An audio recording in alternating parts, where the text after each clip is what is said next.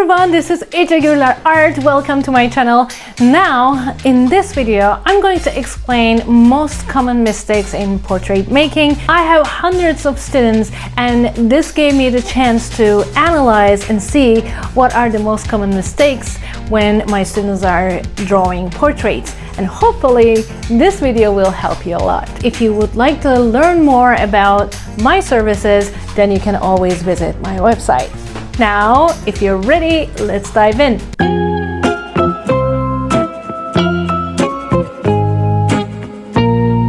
Choosing a bad reference photo is the first problem. If you're drawing your portrait by looking at a reference photo, then your reference photo is super important. There are two main factors to look at.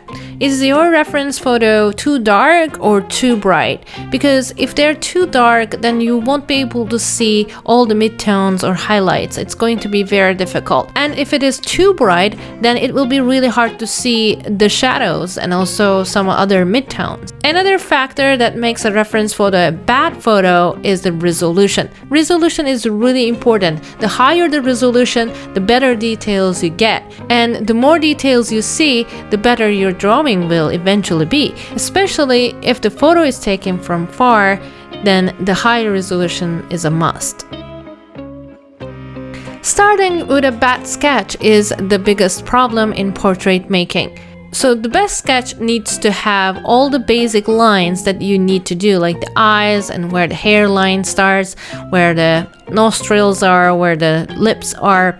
And also you need to put all these shadow details or the highlights where the shadows start and where they end. These are important steps. But if you don't have a good sketch, then all your ratios will be off, and even though you have very good skills of shading, because of the ratios and because of the missing parts, then it's not going to look realistic. Let's say you're drawing from your mind, not from a photo. So how are you going to know these ratios? Here are two illustrations to show you what these ratios look like. Understanding the importance of the light and the shadows are crucially important in portrait drawing. Depending on the direction of the light source, the portrait changes. The portrait has different shadows and different highlights according to the direction of this light. So I want you to think like this. Think about the light photons as like water, like spraying water. And where you see the shadows are going to be the dry parts, and where you see the light, the bright part will be the wet parts in the face. So here you see that the spray is coming from the right side, and on the last one it's coming from above. So you can see here that there are different directions of these lights creating different effects, different shadows on the face. Another problem I see is forgetting the midtones. Midtones give the depth in your realistic portraits. It is important to have them. So what are the midtones? So you have shadows, you have highlights, and then you have the midtones in the middle. There are different shades of gray, and they are super important because those are the tones that put your portrait, your person, in an actual space. Another problem that artists face is the harsh lines. So if you draw some thick, very dark or harsh lines in your portraits, they are not going to look realistic. In order to make them softer, there are three options. The first one is to make them really soft from the beginning. Instead of putting pressure on your pencil, you can basically start to create from darker to lighter tone by applying more to less pressure on your pencil, which is mostly B, shades of B. And then you will see that after 2 or 3 layers, it's just going to start to form this line automatically already. Let's say you already put down your darker line. How are you going to make it softer? So you can erase it very, very gently with your eraser pencil first, and then you can go over it with a lighter shade of gray. And the last one is, of course, blending it. You can blend these dark lines with a Q-tip or maybe a blending stump to make them look a little bit softer. Have you ever found yourself bored doing a particular area of your portrait, or maybe you don't enjoy it as much?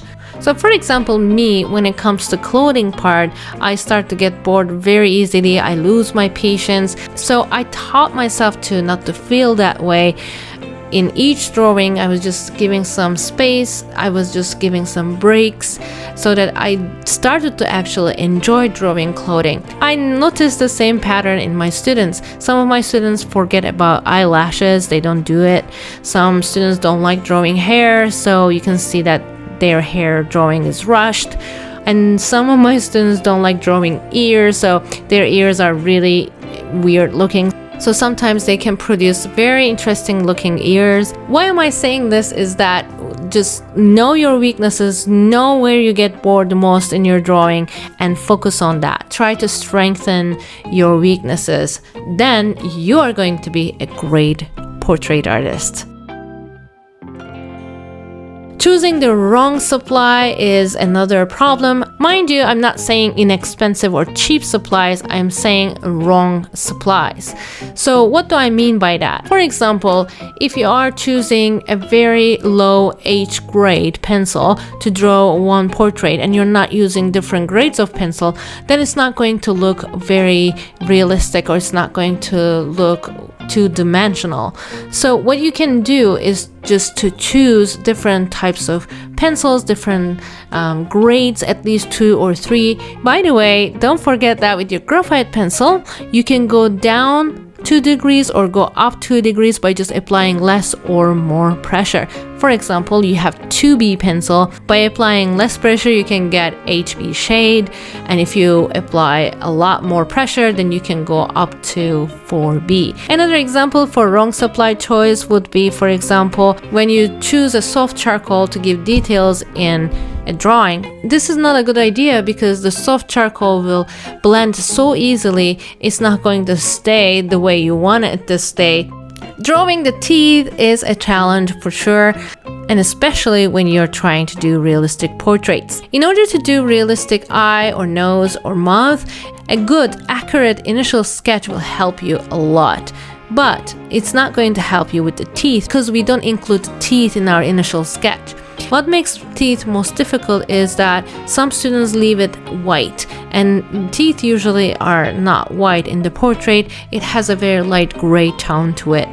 And the other thing is, I see a lot of students contour all the teeth so it looks like they're actually cavities.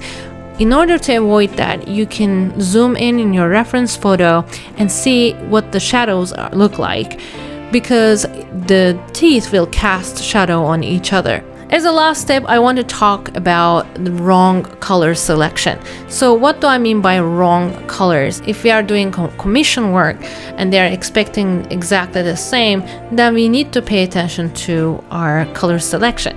In order to find the best choices, I highly recommend you to prepare before you start your drawing. Don't expect the colors to be exactly the same, that's not gonna happen, but if you can get as close as possible, that should be enough. Usually for each portrait that I make, I use 25 to 31 colors. It depends, of course. You might not need all these colors, you might only use maybe 5 or 10 colors each. It just depends on the portrait.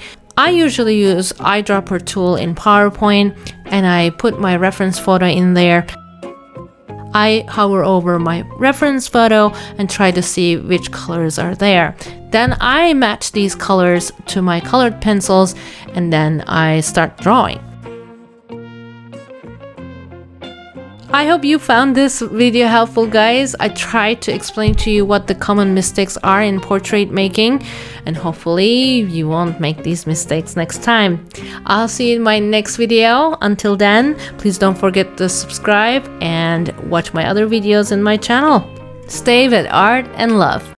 Would you like to draw and paint with me step by step and learn all the techniques that I use? I post 3 new fully narrated real-time tutorials on my Patreon every month. Patreon.com/Ece Gurler, as low as $5 a month. Thanks for watching my video. If you like my videos, please don't forget to subscribe. And for my real-time narrated tutorials, visit my Patreon, patreon.com/Ece Gurler. Stay with art and love.